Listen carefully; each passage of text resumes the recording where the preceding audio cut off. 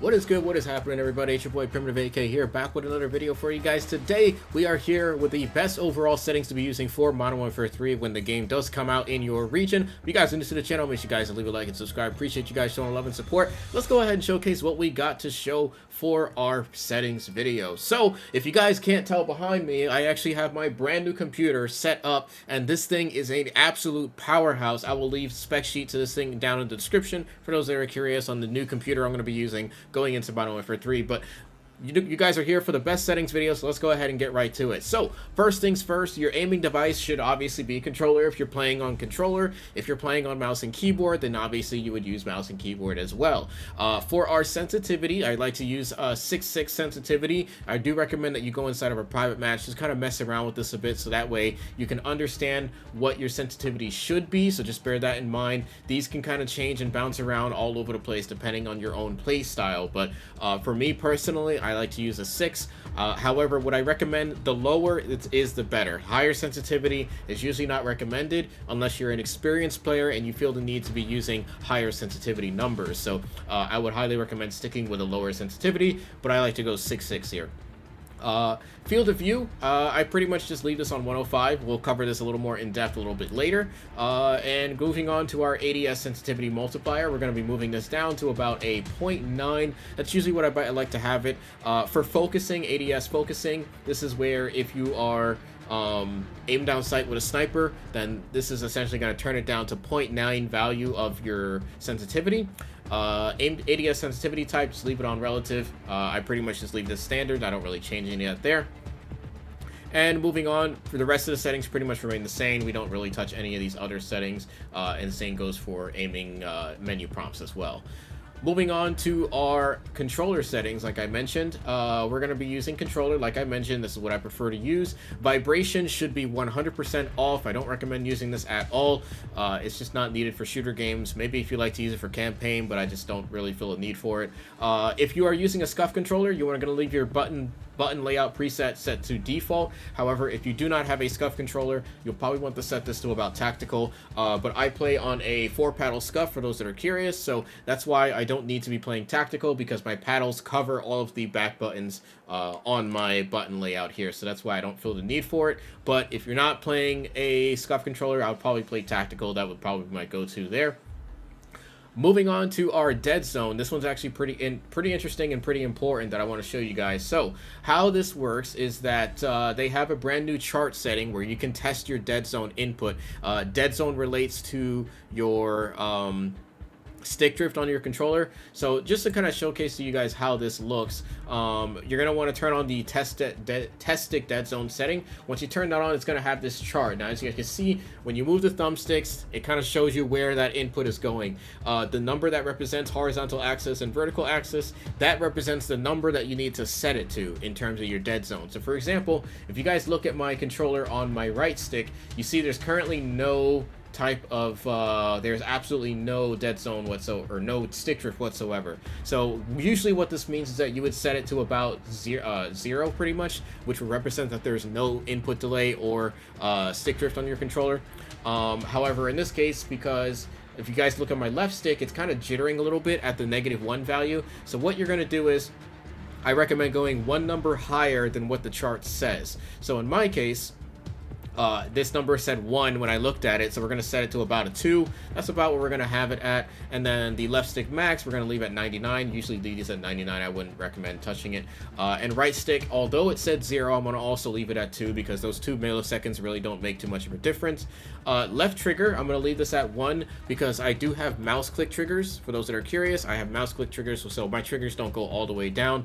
However, you will be able to test these, but since I don't have a standard what's it called, left trigger like you guys, this is why I'm not able to really test that, because I have mouse clicks.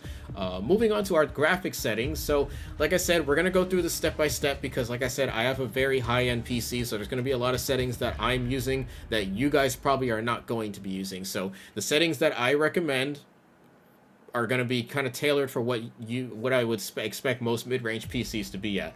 So full screen exclusives probably going to be the better go-to here. The only reason I'm using full screen borderless is because I have a lot of applications open. I have like 3 monitors set up here, and it's easier for me to alt tab out of my game whenever I need to do so. So that's exactly why I'm using that. Display monitor, make sure you have it set to the primary monitor that you play on. Your display adapter obviously is going to be your graphics card. That should only be one option there. Aspect ratio is set to automatic. Display gamma 2.2, and leave the rest of these values on default. NVIDIA reflex low latency I set to on. Don't set it to boost. I don't really feel the need to use boost. Eco mode preset I set to custom. VSync I have off. VSync is just off across the board. Frame rate limit I have it set to custom, but you can kind of turn this off or just kind of have the frame rate unlimited if you prefer. I think I may actually set this to unlimited just because why not. Focus mode I have it set to 90. Just personal preference. HDR should be off.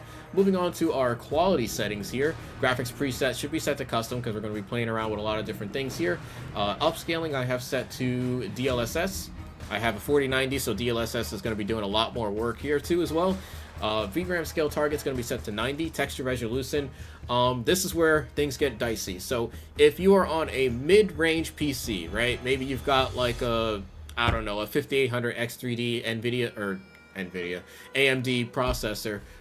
You'll probably set this to either low or very low. But like I said, because I have a very fast CPU, I have a very fast graphics card, I have this set to high. If I want to get more frames out of this, then I'll probably bump this down to normal. We'll see when I actually do jump into a game tomorrow. But texture filter anti-scopic, you would also set this to low as well for mid-range PCs. But like I said, if you have a higher end PC, you can kind of bump this up more, and you're still going to get a ton of frames regardless. Detail quality level set to low. Particle resolution you're going to set to normal. When I had my old PC, I had this set to normal as well because I think particle resolution is pretty important. Bullet impacts, you would probably want to turn this off. I actually leave it on mainly because I like to get information. If I see bullets on the wall, I kind of know someone may be in that area, so that's why I leave it on. Persistent effects I leave off. Shader quality, definitely set this to low if possible, but I kind of have mine set to medium here. On-demand texture streaming, set that off. That's going to tank your CPU usage. Low texture streaming quality, set to normal. Shader quality, definitely set to very low. This will tank your frames for sure. I'm probably going to actually turn this down to normal, even though I have a 4090, because shader qualities will tank your frames a lot. Screen space shadows, have it set to usually about low is about the good setting there. Ambient occlusion, I have mine set to static. Screen space red reflections, I have it set to normal. Static reflection quality set to low as well. Tessellation, I have it set to near. Terrain memory, I have set to max. I wouldn't recommend changing that. Volumetric, I would probably set to low because this will tank your frames as well. Anything volumetric is very, very intensive on your GPU. Deferred physics, also set to low as well. Weather grid volumes, I would probably just leave this on either low or off. That would just be my personal opinion there. That's what I was using previously. And water quality, you would probably set this to water caustics as well. Moving on to our view settings, like I mentioned, field of view is going to be set to 105. I don't recommend going any higher than that unless you're just a madman and you really like to have 120 field of view. Would not recommend, but who knows, maybe you're crazy like that. Weapon field of view, we're going to set to probably narrow. I believe that's what I had it at before, or wide, sorry. Wide is what I would set it to because it makes the weapon a little bit smaller and it tailors it to the ADS field of view as well. Third person field of view, I have it set to standard. I don't really play third person, so that's why I'm not really touching this setting, but touch it or adjust it accordingly to figure out what you feel is the most better option here. Vehicle field of view, I don't play in vehicles, so that's why I don't change that. Motion blur 100% should be off. Film grain 100% off. Camera movement definitely set to 50%. I wish I could turn this off completely, but unfortunately 50 is the lowest value that you can use, and the rest of these settings leave to default as well. Moving on to our audio settings, I have my headphones set to bass boost because I do have a SteelSeries headset. Speakers, default system device, which is currently my headset. Stereo, obviously, for your speaker output. And master volume, like I said, I don't touch this because I have a mix amp next to me, right over there, that controls all of these audio settings as well. So that's why I don't really need to touch any of those. And the same goes pretty much for voice chat and everything else across the board. I have mine set to push to talk because you know I like to talk that trash. Don't have it set to open mic because I'm not trying to hear you eat your potato chips at 3 a.m. So definitely have that off. Subtitles, sometimes I like to have the subtitles on, sometimes I like to have them off. For now, I'm going to put it on because I like to get information out of the game, so that's why I'm going to leave it on there. Functionality, mono audio should 100% be off, and pretty much everything else is set to default. If you want to change the hit marker sound, you can, but I just leave that on Modern Warfare. Moving on to our interface, subtitles, once again, we already went through that, and text chat, pretty much all set to default as well. Minimap, definitely set to square. Minimap rotation should be on as well, and your horizontal compass, although you don't need it anymore, I would still leave it on. I wouldn't really touch it. Crosshairs, I would actually turn on center dot. I'd like to have the center dot because I like to be able to see what the center of my screen is, so it's better on centering with your targets, so that's why I would recommend putting center dot on. It's a huge help. Moving on, we have hit marker visuals, definitely on as well. Player names, definitely set to full name, so don't touch any of those settings there. Telemetry, this is actually pretty important, so FPS counter should be on. That's 100%, you should have that on. Server latency, I like to have that on because I like to see if I'm lagging or not. Packet loss, you don't need it on because I don't really get packet loss as often, but if you want to see if you're having packet loss, you can leave it on. GPU temp, I do like to have my GPU temp so I know how hot my computer is running. GPU time's not needed. GPU clock, don't really need that either. VRAM usage, this will kind of let you know how much of your VRAM is being used. I don't really use it, but if you want to have it on, you can.